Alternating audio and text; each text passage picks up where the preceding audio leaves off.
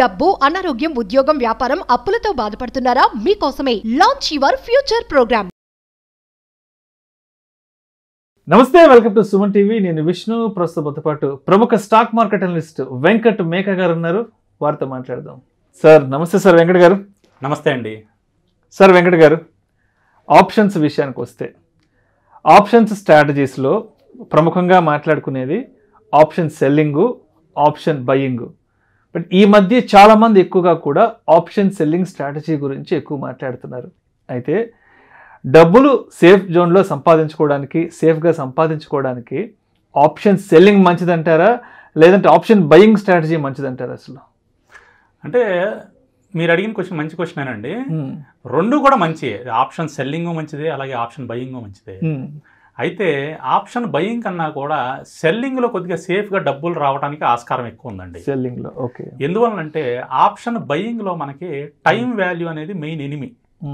So మనం by చేసిన తర్వాత మార్కెట్ మూమెంట్ కనుక లేకపోతే మనం బై చేసిన ఆప్షన్ అనేది తొందరగా తగ్గిపోతూ ఉంటుంది. సో అందువల్ల బై చేసే వాళ్ళలో తక్కువ మందే ప్రాఫిట్లో ఉన్నారు ఇప్పట్లో. ఇప్పుడు మనం చూసుకుంటూ ఉంటే స్టాటిస్టిక్స్, అది నేను చెప్పింది కాదు, ఎన్ఎస్సి వాళ్ళు రిలీజ్ చేసిన స్టాటిస్టిక్స్. సో సెల్లింగ్ కాన్సెప్ట్లో ఏంటి అంటే టైం వాల్యూ ఏదైతే ఆప్షన్ బయింగ్ వాళ్ళకి ఎనిమి ఉందో వీళ్ళకి ఇది ఫ్రెండ్లీ అనమాట. బెస్ట్ ఫ్రెండ్ ఆప్షన్ సెల్లర్కి టైం వాల్యూ అనేది బెస్ట్ ఫ్రెండ్. అందువల్ల ఆప్షన్ సెల్లింగ్లో మనం డబ్బులు సంపాదించుకోవటం అనేది ఆప్షన్ బయింగ్ కన్నా కూడా ఈజీగానే ఉంటుంది అనమాట.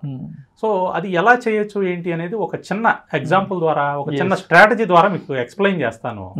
మన ప్రేక్షకులకు కూడా అది బాగా ఉపయోగపడుతుంది. సింపుల్ కాన్సెప్ట్ అండి. దీనికి పెద్ద టెక్నికల్ నాలెడ్జ్ ఏం అవసరం లేకుండా సింపుల్గా చేసుకునేది ఒకటి చెప్తానండి. మనకి ఎన్ఎస్సి ఇండియా వెబ్సైట్లోకి వెళ్ళిన తర్వాత దీంట్లో డైలీ మార్కెట్ రిపోర్ట్స్ అని ఉంటాయండి. రీసోర్సెస్ అనే ఒక సెక్షన్ ఉంటుంది. రీసోర్సెస్ అనే సెక్షన్లోకి వెళ్ళిన తర్వాత డైలీ మార్కెట్ రిపోర్ట్స్ అని ఉంటుంది. ఇప్పుడు నేను మీకు స్క్రీన్ కూడా షేర్ చేస్తున్నాను, ఆ స్క్రీన్లో చూడండి. దానిలోకి వెళ్ళిన తర్వాత డైలీ మార్కెట్ రిపోర్ట్స్లో మీరు క్లిక్ చేసిన తర్వాత డెరివేటివ్ సెగ్మెంట్ సెలెక్ట్ చేసుకోవాలి. ఇప్పుడు నేను ఇక్కడ యారో మార్క్ పెట్టాను, అక్కడ డెరివేటివ్ సెగ్మెంట్ సెలెక్ట్ చేసుకున్న తర్వాత కింద కంబైన్డ్ ఓపెన్ ఇంట్రెస్ట్ అని ఉంటుంది. సో ఆ కంబైన్డ్ ఓపెన్ ఇంట్రెస్ట్ అనే ఫైల్ని మీరు డౌన్లోడ్ చేసుకోండి.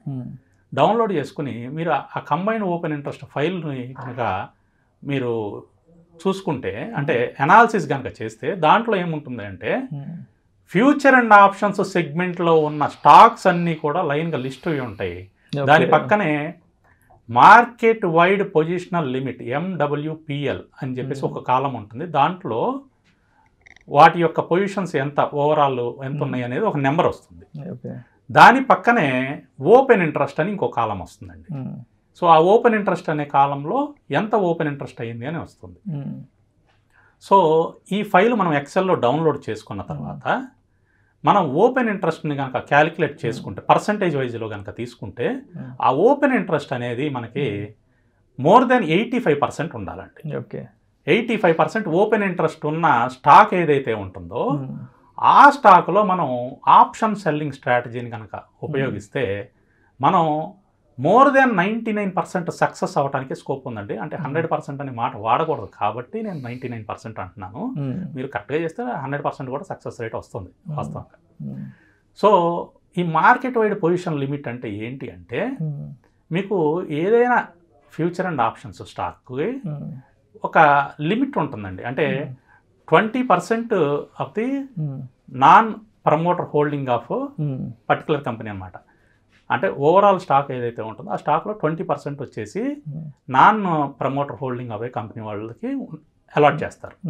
సో దాంట్లో ఆ 20% ఏవైతే ఉన్నాయో కాంట్రాక్ట్స్, దాంట్లో 95% ఆఫ్ ది కాంట్రాక్ట్స్ కనుక క్లోజ్ అయిపోతాయి, అంటే పబ్లిక్ దగ్గరికి వెళ్ళిపోతే దాన్ని F&O సెగ్మెంట్లో బ్యాన్ చేస్తారు. బ్యాన్ చేయటం అంటే ట్రేడింగ్ ఆపేయటం కాదండి. బ్యాన్ చేయటం అంటే ఏంటి అంటే న్యూ పొజిషన్ ఏది కూడా తీసుకోవడానికి లేకుండా అంటే ఎగ్జిస్టింగ్ పొజిషన్ని క్లోజ్ చేయొచ్చు, కానీ న్యూ పొజిషన్ అనేది మనం తీసుకోకూడదు. సో మళ్ళీ న్యూ పొజిషన్ ఎప్పుడు తీసుకోవాలి అంటే 95% నుంచి అది మళ్ళీ 80%కి ఓపెన్ ఇంట్రెస్ట్ అనేది 80%, అంటే ఎగ్జిస్టింగ్ ఓపెన్ కాంట్రాక్ట్స్ అన్ని క్లోజ్ అయిపోయి మళ్ళీ 80% అది కిందకి పడిపోతే మళ్ళీ బ్యాన్ అనేది లిఫ్ట్ చేస్తారు, మళ్ళీ ఫ్రెష్ పొజిషన్ని తీసుకోవడానికి అవకాశం ఉంటుందన్నమాట. సో ఈ పాయింట్ని బేస్ చేసుకుని మనం 85% ఓపెన్ ఇంట్రెస్ట్ దాటిన స్టాక్స్ ఏవైతే ఉంటాయో F&O సెగ్మెంట్లో దాంట్లో మనం గనక కాల్ ఆప్షను పుట్ ఆప్షను రెండింటిని సెల్ చేస్తే రెసిస్టెన్స్ లెవెల్ తీసుకుని ఆ స్టాక్కి రెసిస్టెన్స్ దగ్గరేమో కాల్ ఆప్షన్ సెల్ చేయాలి, సపోర్ట్ దగ్గరేమో పుట్ ఆప్షన్ సెల్ చేయాలి.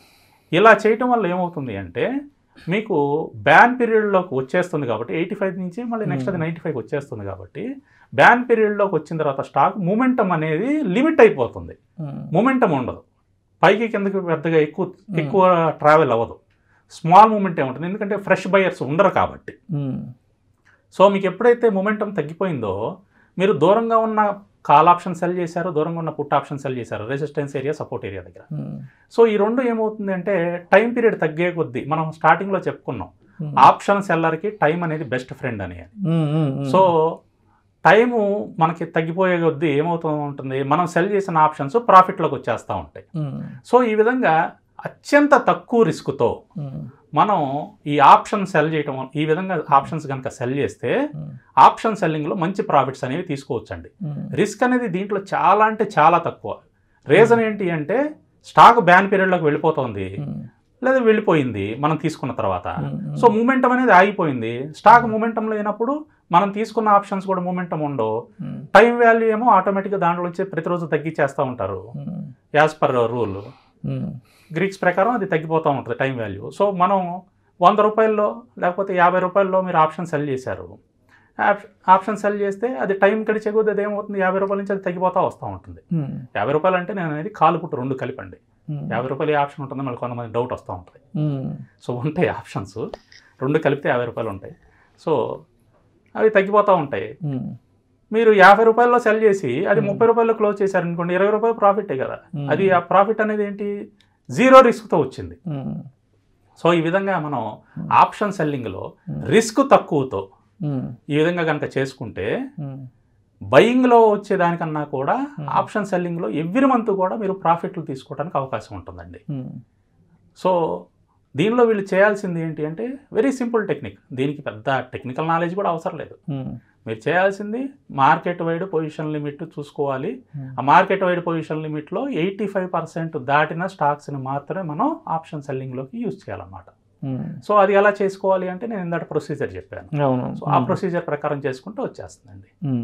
So this is one of the simplest వే అండి మనం ఆప్షన్ సెల్లింగ్ చేసుకోవడానికి. పెద్ద టెక్నికల్ నాలెడ్జ్ లేకుండా అందరికీ ఉపయోగపడేది అన్నమాట.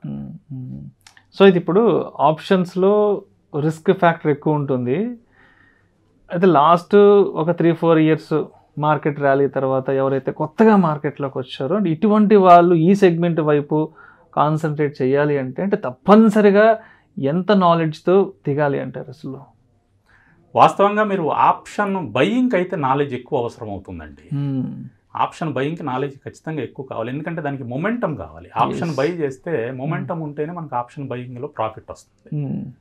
ఆప్షన్ సెల్లింగ్లో ఏంటి అంటే మీకు మొమెంటం లేని వాటినే మనం ఇక్కడ చూసుకుంటున్నాం. సో కొత్తగా మార్కెట్లోకి వచ్చిన వాళ్ళు ఏంటంటే ఇప్పుడు ఇలాంటి చిన్న చిన్న సింపుల్ టెక్నిక్స్తో ముందు స్టార్ట్ చేసుకుంటే వాళ్ళకి కొద్దిగా అవగాహన అనేది వస్తుందన్నమాట. అంటే ఆప్షన్ బయింగ్లో ఎలా ఉంటుంది, సెల్లింగ్లో ఎలా ఉంటుంది అనేది నిదానంగా అవగాహన వస్తూ ఉంటుంది చేస్తూ ఉంటే. సో ఆ చేసేది ఎప్పుడు కూడా అతి తక్కువ రిస్క్ ఉన్న స్ట్రాటజీస్తో స్టార్ట్ చేసుకోవాలండి. ఇప్పుడు మనం చెప్పుకున్నది ఏంటంటే అతి తక్కువ రిస్క్ ఉన్న ఆప్షన్ సెల్లింగ్ స్ట్రాటజీ, ఇలాంటి వాటితో స్టార్ట్ చేసుకుంటే వాళ్ళకి నిదానంగా కాన్ఫిడెన్స్ అనేది బిల్డ్ అవుతూ ఉంటుంది, డబ్బులు కనపడుతూ ఉంటే ఆటోమేటిక్గా కాన్ఫిడెన్స్ బిల్డ్ అవుతూ ఉంటుంది. సో నిదానంగా వాళ్ళకి దాని మీద గ్రిప్ వస్తుంది. అప్పుడు నెక్స్ట్ స్టెప్ ఏంటి అనేది ఇంకా వాళ్ళ సైకాలజీని బట్టి ముందుకు వెళ్ళవచ్చు. సో అంటే మొత్తానికి ఆప్షన్స్ పరంగా చూస్తే కొంత సేఫ్ జోన్లో డబ్బులు సంపాదించుకోవాలి అంటే ఆప్షన్ సెల్లింగ్ అనేది చాలా బెటర్ అంటారు. First preference option selling. So అంటే బయింగ్ విషయానికి వస్తే చాలా నాలెడ్జ్ కూడా అవసరం కాబట్టి సో ఇక్కడ సెల్లింగ్ విషయానికి వస్తే కొంత సింపుల్ స్ట్రాటజీస్తో ముందుకు వెళ్ళొచ్చు అంటారు. అవునండి. Thank you so much Venkat Megha గారు. ఆప్షన్ సెల్లింగ్ స్ట్రాటజీ ద్వారా మార్కెట్లో మనం సేఫ్గా ఏ విధంగా డబ్బులు సంపాదించుకోవచ్చు అంశం గురించి చాలా చక్కగా మీ విశ్లేషణ ద్వారా ప్రేక్షకులు తెలియజేశారు. Thank you so much sir. Thank you sir. Suman టీవీలో మీ పర్సనల్ అండ్ బిజినెస్ ప్రమోషన్స్ కోసం కింది నెంబర్కి కాంటాక్ట్ చేయండి.